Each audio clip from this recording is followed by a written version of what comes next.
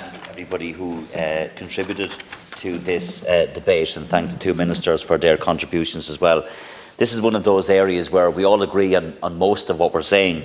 So we all agree that people in the first instance and where possible should be cared for in the home, and that those people who are doing the caring should be better looked after. And then it becomes an issue of speed of delivery of the reforms and the changes which are necessary, and political will. And I welcome, Minister, your commitment to include in future tendering documents the living wage for all of those who will provide home care. But the question has to be asked, why has it taken so long?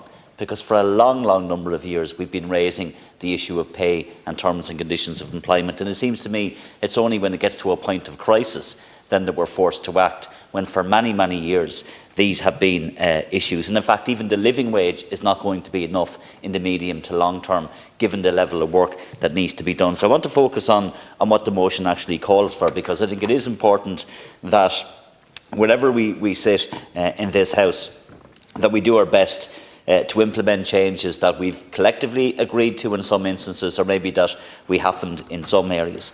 So your government, Minister, has agreed to bring forward legislation, and the Health Amendment Licensing of Professional Home Support Providers Bill obviously needs to be expedited, as well as the regulations which are in draft form and which will provide a regulatory framework for this sector, which I want to see. That needs to be done as quickly as possible. The programme for government also committed to a commission on care, or of care. That still hasn't happened. And the logic of that is actually to modernise the home care sector and to better align care from home care to care in the home, to family carers, and then nursing home, residential care and palliative care. So really aligning all of the different strands of care and looking at how we integrate and align all of those models. And I think a commission on care would be an opportunity to do all of that. You talked in your own counter motion, Minister, about the ICPOP teams. They're teams that I fully support. Not all of them are up and running.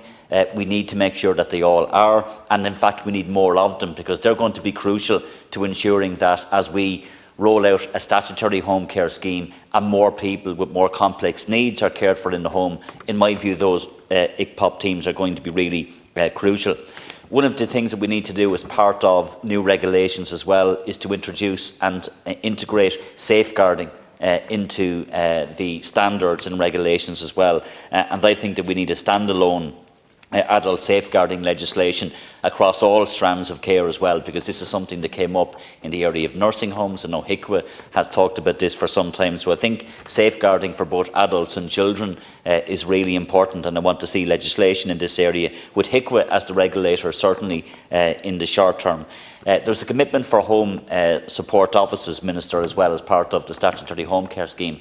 Can I advocate that we would have a regional office in all of the regional health areas, because we now have to be looking at policy from when we establish regional health areas. That's going to be a game changer, and everything that we do has to align with that strategy. And I would like to see regional home support offices put in place as opposed to one central office, Minister, if that was possible. We need to develop a career pathway for carers and for people who provide caring. I think that has to involve a greater role for nurses, physiotherapists, allied health and social care professionals, because that multidisciplinary model of care in the home is going to be crucial if more people are going to be cared for. We obviously need to do more regular audits and reviews of those who receive care.